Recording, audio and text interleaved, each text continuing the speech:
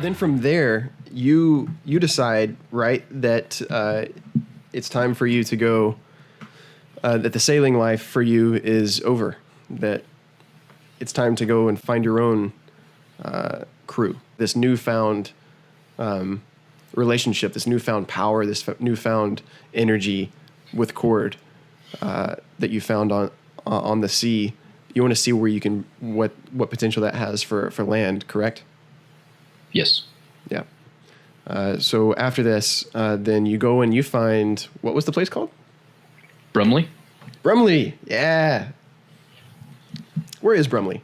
It's to the north of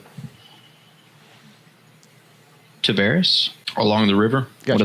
One of those towns. Town of about 1,000, right? What is the leader's name there? The elder. The elder? Yeah. It is Everett Waite. Going into a new place, obviously having the sailor look, it's possible a man of his age would understand or could at least guess what my life experience has been up to this point. Everett's age? Yes. Okay. And so just tasks befitting of a crew hand, moving things, a lot of repairs that happen at sea. You have to be good at it right then and there with what materials you have. So sort of like a handyman of, making do with what we got. And so maybe I did a little construction, a little repair, that sort of thing. It wouldn't have been until he trusted me that I could, openly carry a sword, on my side, showing that, I would protect you, because obviously if you meet somebody fresh, they don't expect you to lay your life down for them. But after knowing him for a while and him seeing my character, I think he would be more apt to letting me guard certain locations, maybe guard the transport of goods to the town back and forth and whatnot, maybe not being like a sheriff, but stopping the occasional fight or argument before it gets too, bloody around town sort of thing. And Everett has a son, right? What's his name? Kevin. Young Kevin. Or I say young. He's relatively young. He's about your age. Maybe close to my age. Close to your age, maybe a couple years younger. Kevin was definitely a late start for Everett. And so Everett sees Kevin as the next magistrate, the next leader of this community. Everett sees in you a quality that he wished he saw in Kevin. And he knows that Kevin longs for that kind of, for doing the right thing and doing, being a hero. He just doesn't know how. And Everett, being his father, has carried with it, there's an adolescence still to Kevin that when Everett says to do something, he feels like his dad's being hard on him because he's his dad. Right. And you see that in Kevin. You see that adolescence, just that childlike nature, and that you don't have. You were never afforded that luxury of kind of just thinking like a kid. You've always had to think like an adult. You had to grow up really fast and really early, and that's one of the things that Everett does. Is he asks you to show Kevin what it means to be a leader. As a deckhand, I learned real quick that I got the lowest of the lowest jobs, and I had to do them. I mean, that was either that or eat. Yeah. Or that or not eat. So, right. Yeah. If you're going to take this bucket, if they tell you to, you take this bucket and you scrub that deck. You get that salt out off of the wood. Yeah. And so if that wheelbarrow needs to be moved, wheelbarrow's going to move. And so that was one of the things that Kevin had to learn from you was that he felt like, as the community leader, I need to delegate those things, and delegation's part of it. Sure. Give everybody something to do, give everybody jobs. You can't do everything by yourself, but you can't have the mentality of, I'm not going to do that because that's below me. And that was something that, like an intangible thing, like a mindset, that he's steadily beginning to pick up on you. And it took a while, and it took a while for him to warm up to you. but he did, and he began to see you kind of as an older brother that, even though was close to you in age, was just very far advanced in maturity and in wisdom. One of the concerns that Everett admits to you when after trust is developed, there is a man named Pierce that leads a band of rapscallions, ruffians, thieves, and murderers that have visited Brumley before several times and stolen from them, killed people, and just terrorizes Brumley and other small towns like Brumley. Never attacking in a huge force, but whenever they do, they come in, they isolate a small part of the town. They do a bit of damage. They take what they can and they get out of maybe 100 of 100 strong. And so basically, kind of a small army. It's definitely grown in recent years, and that's concerning to Everett. He feels like they're getting to a point now where not everybody in Brumley is a fighter. There's a lot of women. There's a lot of children. There's a lot of elderly. There's a lot of men, but not all the men are fighters or know how to fight. Pierce's men fight for a living, right? And so he feels like 100 of those men could possibly take Brumley. So one of the things that you're tasked with is coming up with a defense plan. We're going to fast forward through the planning stage. Let's say you do come up with a plan and it's a good one. And I got one. You teach Kevin, you teach the men how to fight, how to defend certain choke points. It's inevitable that you would lose some men, but that in the process you would lose as few as possible, doing as much damage as possible. Maximize damage, minimize on your own risk. And so Pierce and his men do show up one day, and most of the plan works. However, Pierce himself comes in, and he basically calls out Kevin, calling him a man-child, and challenges him to fight. Kevin, trying to follow your own influence, walks up and fights him one-on-one. If you step in to try to help, or if somebody else, if other men stepped in to try to help, he told him to back off, that this is his fight, and you could tell that he's trying to take after your example of standing up and that this is his responsibility. Pierce basically embarrasses him, and he just toys with him and he plays with him. His combat prowess is it's too far advanced beyond Kevin. He ends up taking the pommel of his. He carries basically a heavy mace. He takes it and he bashes against Kevin's head, and Kevin, you see a line of blood dripping down his face.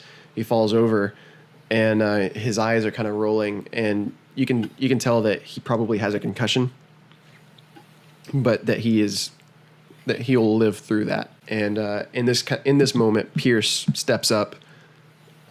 He looks around the crowd as everybody's kind of in shock and just stunned, basically. And you can tell that he's kind of gripping his mace like a bat almost. And through the grin on his face, the sick grin, you can tell that he's about to bring his mace down and finish the job on Kevin. And I'm standing where I can intervene. Mm-hmm. Is Kevin? Did you say he's unconscious, or is he? He's conscious, but he's not responsive. Okay. He's probably got a concussion. But if I intervene, he's gonna see me intervene. He probably not, honestly. Okay. Yeah, I'm intervening. Yeah. Yeah. As soon as I get the chance. Yeah. All right, roll initiative then. All right. So he raises his mace up to bring it down on Kevin, and you have a chance to step in now. I can get right beside both of them, correct? With my movement? Yeah. Okay. I'm going to cast Shield of Faith on myself. Okay. So that's my bonus. My movement, I'm going to move right up to him. And then as my action, I'm going to like basically bulwark between me and Kevin. He brings down his mace as heavy as he can. You kind of dodge into the strike, and you bash it away with your shield. And his swing goes through, but just wide over to the side because of your shield bash. He takes a step back away from Kevin and away from you, and he squares with you. And he says, "What's this? Are we letting just anyone step into a fair, honorable fight?" Honor is determined in many ways. And then I look at Kevin and I say, but this isn't one of them. If you wish to fight, I'm standing right here. His eyes narrow and he says, "Fight then. Prove your worth." And I'm going to attack. And then as my bonus action, I will use another melee attack with my War Priest ability. Okay. I can forego a bonus to do another attack. Pierce, having a bit more combat prowess, he sidesteps this your sword swing at the very last second. Okay. And then I try to kind of redirect my sword after seeing his movement to the side with my bonus attack. Okay. And you do hit on that one. Whoa, nice. So you redirect that swing, goes straight into his it hits his armor, and you can tell that while it hit his armor and it kind of sundered a little bit, and maybe went through and cut him a little bit, it didn't do too much to his person, but he's definitely thrown by the impact. He's going to raise his mace and go for an attack. He's going to take two swings. One comes around, you duck underneath it pretty easily. The second will connect. Maybe kind of going into your shield, but hurting your arm pretty badly. You take 9 damage from it. I need to make a concentration check. Okay. For Shield of Faith because I took damage. So you lose your AC bonus. Yeah. So my AC is down to 14. I'm going to, as my bonus action, cast Divine Favor on myself. Okay. And then I'm going to attack him with a swing of my sword. I'm going to use War God's Blessing. Okay. With a 20, then? Yes. That'll definitely hit. Nice. Especially with the bonus radiant damage, your sword kind of coming down and slashing him across the arm. You see a stream of blood come down, and he grunts through the impact and through the pain of that. And he looks at you. You can tell that he's not used to getting hit like that, getting hurt like that.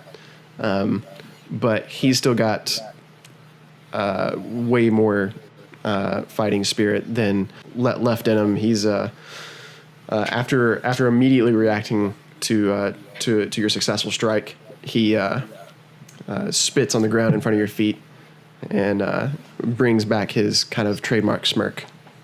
And with that, he raises his mace, goes for a swing.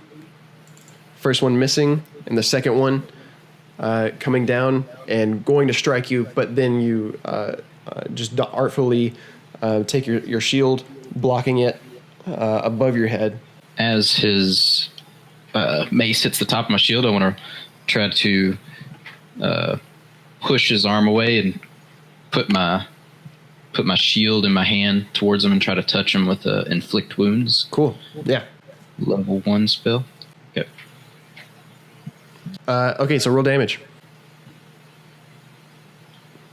So after you push away his mace, his kind of arm goes up from the impact, and in one fluid motion, you reach out and you touch his chest with your other hand, kind of your fist, almost like a punch, but just this necrotic damage just bursts against his chest, knocking him a step back. and you can tell that his brow furrows at at the use of magic. Damn witch. Okay, and then as my bonus action, I'm gonna do a healing word. Okay. On myself. Okay. Infuriated by the magic, takes a couple more swings at you. The first one coming down, knocking against your shoulder. You take 4 damage from it. And the second one, kind of after you've been thrown, you see the mace come around again just in time for it to hit you square in the chest, and you take 8 more damage from it. Or the concentration check for divine favor. So yeah, you gotta roll each time you take damage. Okay, so I just gotta beat a 10 each time. Right. With advantage. Okay. One That's success. The first one. Nice. So divine favor is still up. For my action and bonus, I'm just gonna do an attack and a bonus attack. That'll hit. Target him. Okay, this is the bonus attack. Oh, is right on a 22. As he dodges away from that one, I'm just going to look at him and say, "You fight well, but cord is my strength." Give yourself inspiration for that. In response, he says, "You're going to need more than cord if you're going to get out of this alive." And you hear Everett suddenly speak up from the background. "He's right, Desmond. Here." And you feel kind of a wash over yourself, and you regain 16 health from a spell from Everett. So that takes away all your wounds. Everett's got my back. Everett's got your back, dude. Infuriated, Pierce goes for a couple more mace strikes. Okay, that's bad news.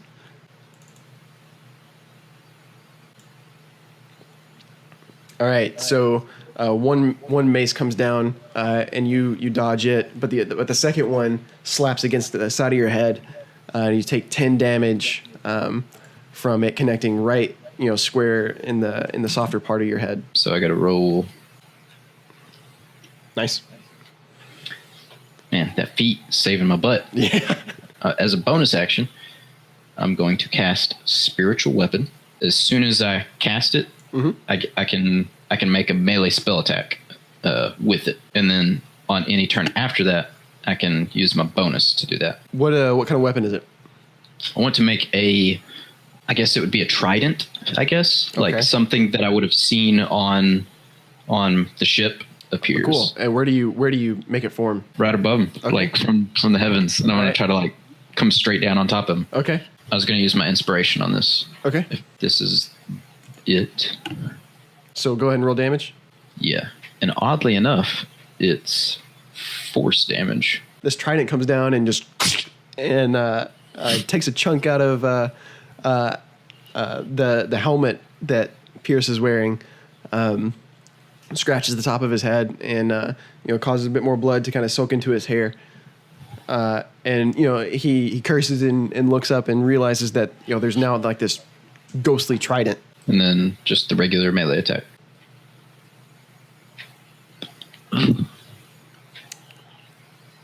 Roll damage. Oh. All right. As he's distracted by the trident coming in from above him, and you're able to swipe at his legs, and you cut a gash across his legs. You're starting to whittle him down. This guy, he's a tall, beefy guy. He's clearly got a lot of stamina to him, a lot of willpower. But you're starting to break him. Goes for a couple more swings.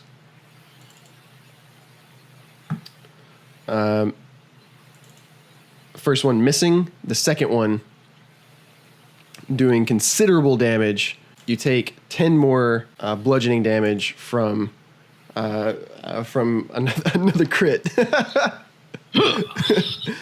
And this one strike you in the forehead, and you're suddenly dazed for a split second before you kind of regain your footing, keeping yourself from falling and hitting the ground. I'm going to roll for my concentration. All right. Okay, kept it. On my last hit point, I'm just going to say a prayer to Cord. If this is the end, so be it. But if not, give me the strength I need to protect this town and everyone in it. And I'm going to cast Cure Wounds on myself. Roll a d20. Actually, roll a percentile. Let's do that. Percentile? Mm-hmm.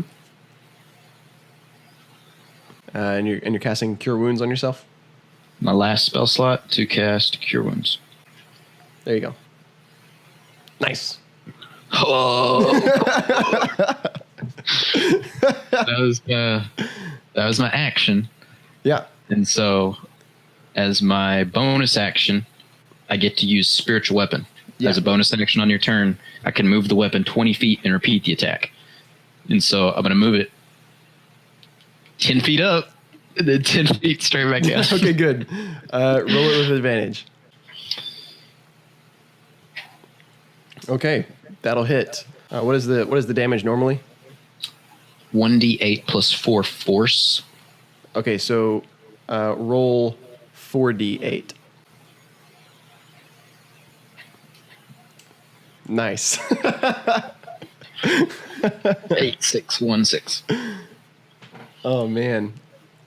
So this trident comes down, moves 10 feet, and you think you move it fast, but something happens to where it moves even faster than you expected, and you almost kind of blink, and you see this trident just go straight through his neck, kind of coming out his side, removing itself, and he stumbles, and he kind of catches himself, and gushing blood just pouring onto the ground.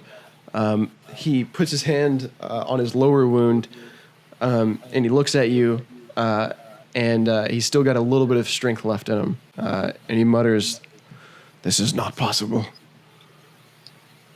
I will kill you." One swing. Okay. That first swing comes around, and you block it with your shield, but then his second swing comes back around in almost like a flurry, knocking you against your chin. You're about tired of this guy hitting you in the head. You take 10 damage from that second swing. Concentration check. Mm-hmm. Got to beat 10. Okay. Regular attack coming at him. Okay, go ahead and roll damage on this. Okay, damage. How do you want to end this? You said Everett is in the crowd. Yeah, because he healed me. I want to look over at him, almost like wanting the nod of approval, like getting ready to cut the head off the snake. And then as soon as I see him, kind of like, give the approval or give the sign, I just want to like basically charge him and stab him in the chest, like almost samurai style, like stab him in the chest, have my shield like around his back, and I want to like whisper in his ear, "Cord's strength is enough for me and Brumley," and then I pull my sword out. Oh man, that's epic, dude. His eyes are wide as the sword just goes completely through him, sundering not only his body but his spirit. His fighting spirit is gone. As you remove the sword, you realize that was the only thing that was really holding him up, and he crumples to the ground, lifeless, not moving. Thunderous applause, like cheering, going up around, just in the area. People rushing to Kevin and dragging him to safety and taking him to like the medical ward. Everett coming and thanking you and clasping you before rushing to Kevin's side. The battle is won, but you know that there's still there's a good bit to clean up because of the fighting. After the cleaning up, And after a couple of weeks go by, Kevin, yours and Everett's aid, Kevin makes a full recovery, heals completely, no brain damage, no lasting damage, and he's back to his normal self. And you sense that he is better than his former self. He's learned valuable lessons. While he didn't see you intervene, he was told in the most sensitive way possible that by Everett that you stepped in not to save him, but stepped in as your brother for Brumley. And Kevin, rather than seeing that as a failure on his part, saw that as a victory for the town and a victory for his people, and showed nothing but the greatest gratitude to you. You saw in him in the days following that the lessons that he was having a hard time learning about how to make decisions, how to lead, how to be a hero, he was doing it way more naturally. Realizing that you're not as actively needed around town as you used to be, Kevin actually asked you, let me try to handle things and fail on my own around Brumley. I realize the lessons that I still need to learn, but I think I need to learn them by trying it myself, rather than watching someone else succeed. Calm seas don't make a good sailor. That's right. And so you're watching him do that, but you're kind of feeling a sense of you're now feeling like a sense of lost purpose here, almost like you've done what you came here to do, but you haven't found a family like you were looking for. You realize as you're contemplating these things, and you're in the Brumley Tavern, a door swings open, or the door to the tavern swings open gently, and a graceful person walks in, a woman, you can tell, silver hair and traveling leathers and a long cloak. She carries a staff, and the staff looks unlike anything you've ever seen before. It's not made of wood, but seems to have some kind of aura to it. Her eyes scan the tavern and the patrons, and they land on you. She's unlike any of the travelers you've ever seen before. She slowly approaches your table where you're at, and her voice is very soft. It almost has a hint of an accent to it, and she just gracefully kind of glides to the edge of the table. Are you Desmond Voss? It's considered rude to ask for someone's name without first giving yours, but yes, I'm Desmond. May I sit? Please, have a seat. Welcome to Brumley. She sits down, never taking her eyes off of you. She takes a book from her belt and flips through it, and you can see that there's a lot of papers attached to the book, but also a lot of loose papers inside the book. And she finds one particular folded parchment and pulls it out. You can tell it's a letter with a wax seal on the back, and she hands it to you, and you see that it's got your name on it, and you can open it now. I'm excited, dude. What do you got? Dude, this is so cool, dude. I'm trying to get the light to reflect off of it. It's so cool, dude. It's got a V on it? Yeah, dude. Desmond Voss on the front? Yeah.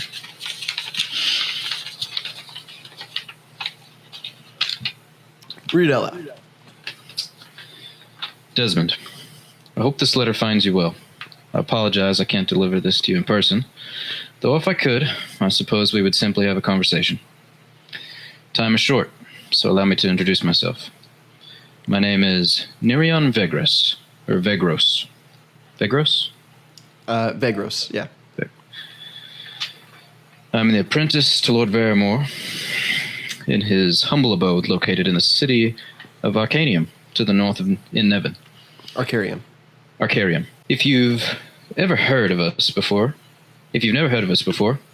we are but scholars and practitioners of the arcane.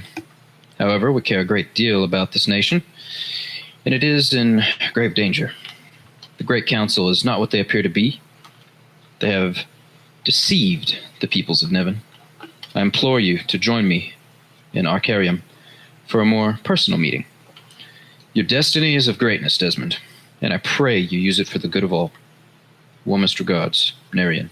I looked the letter over a few times and back up to the woman in front of me and say, Are you just a messenger, or are you aware of the contents of what you carry?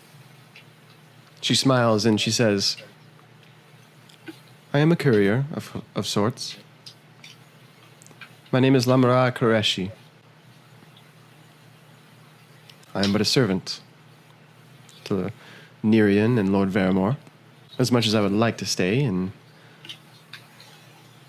the humble town of Brumley, I must be off. Should I tell Nerian of positive confirmation? Then? I look back over the letter and fold it and put it in my pocket and say, Yes, seems we both will be leaving Brumley. Excellent.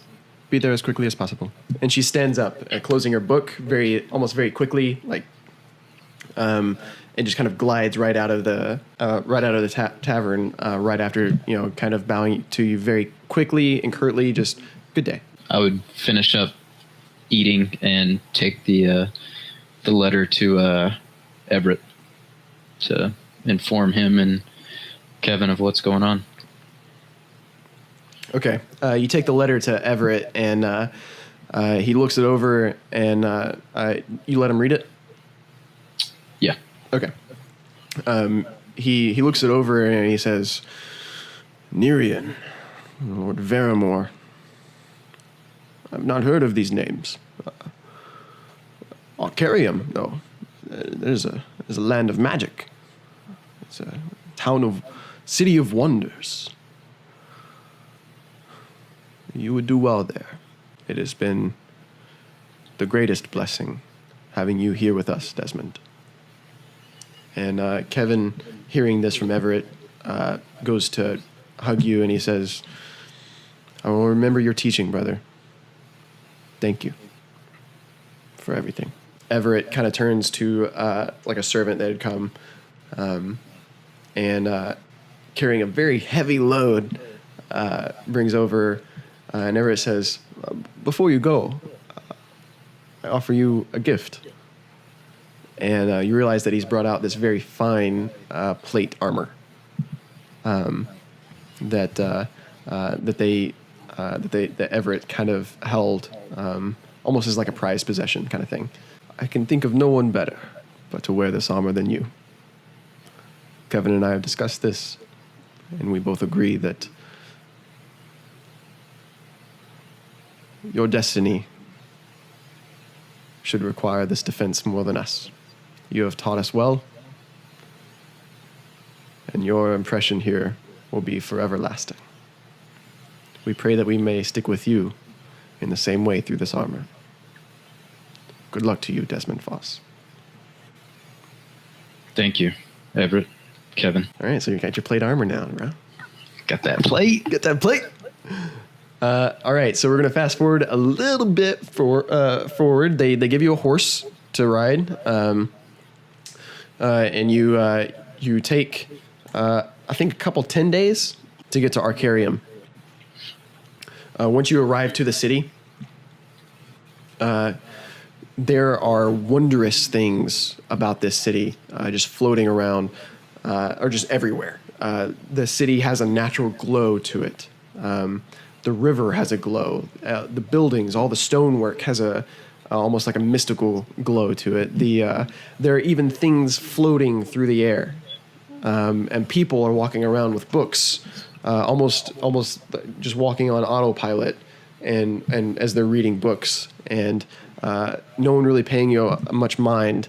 But it's like it is very much like what Everett said, a city of wonders. So reading back over your letter, you look, you see that you're looking for Lord Vermore's humble tower, humble abode in Arcarium. Though you don't see any signs that say Lord Vermore's place around. What do you do? You say everyone's pretty much on their books, just. Yeah, everyone's just kind of walking around, just doing their own thing. Most people are reading books of some kind. Some people are walking around not with books, but are there any guards at all in Arcarium? Like people stationed that aren't. Roll perception. You don't see any guards, and it strikes you as odd, and so you continue to search for guards. And what you see further astounds you is that you see these kind of some of them kind of you see these orbs floating around, but they seem to be kind of floating back and forth along the same path, just different ones scattered around the whole city, and some of them attached to walls and buildings. And you see them kind of rotating a little bit as they go, and you're able to determine that these orbs, whatever they are sentries of sorts. Not wanting to mess with those at all, I turn to just the nearest person walking by and just say, excuse me, if it's not too much trouble, may I have a moment of your time? Yes. What is it? What do you need? Just a simple question. I'm looking for a man named Nevin. He is the apprentice to Lord Vermore. Could you point me in his direction? Nevin? Yes, that's the one. You mean Nerian? He's Lord Vermore's apprentice. He's over in the tower, over there. And so you kind of follow his gaze. You realize that as soon as he kind of does that, and you look away from him, he looks back to his book and he kind of just starts walking off. And you thank you. As you kind of follow his nod, you see this massive grand tower, just kind of looming above all of the rest. It is clearly the biggest place in the whole city. It's not like expansive. It's just like this. It is very large, but it just goes very, very high into the air. I want to go in through the front doors, I suppose. Okay. Or attempt to. So you walk up to the front door of Lord Vermore's place. So it was said by the random, bystander. What's his name? I need to write that in my notes. Random bystander. So you knock on the door, or the door's closed. I'm assuming you knock on it. You hear a sound, and it says, "What is your destination?"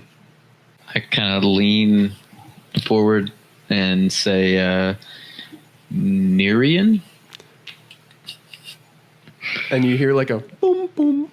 And and the door kind of, you hear it like a door, like a latch sound. All right. I open the door and try to go in. So whenever you walk in, you step into this kind of, like this kind of foyer kind of place, this foyer, and you feel a rush, like almost like everything around you is moving. After the door shuts, of course, but nothing around you is moving. But you feel like you are, and so. But then all the sensation stops, and over to the side, something on just a piece of the furniture kind of wobbles a little bit, and you see a door in front of you. Okay. I try to open the door. Okay, the door opens right up, and you see the backside of a figure, cloaked figure, standing over you in this room that you've walked into. It's a relatively small room. It's got 4 chairs, kind of just set up around a table, or actually 5 chairs, 4 on one side, 1 on the other, and this cloaked figure standing over basically tables lining the walls, books stacked as high as you can see. The ceiling goes up ridiculously high. It's maybe 25, 30 feet. And there are shelves that kind of go into the walls and up to the ceiling, wondering why and how, like why are there books up there, but looking at this figure in front of you, you can tell that it's a man. He was holding some parchments, and he turns around. He has a long pipe going, and you can now that you see it, you can smell the tobacco coming from the pipe. And he's got gray hair, but very smooth skin. He looks at you and he says, Desmond, I presume. Approach. Is he on the other side of the... You said there's a desk with a chair on the other? He's kind of standing off a little bit away from that, but he kind of motions toward the table, and he says, come, have a seat. You have traveled far. I go to the far left chair. Okay. And sit down. He comes over to you to the side of the table, still standing, and he shakes your hand and he says, I'm Nevin. Thank you for obviously RSVPing to my letter. The others will be arriving soon. Would you like any tea or a drink of any kind? No, thank you. I'm fine. Others? Yes. As you can see, there are 3 more chairs here other than my own. And so there will be 3 more. They should be arriving within the next couple of minutes. You won't have to wait long. Tea? It would be rude of me to refuse, so yes, please. Excellent. And so he kind of taps the table, and just like a whole tea set appears right in front of you. If you pour some tea, it's very nice. It's very fine tea.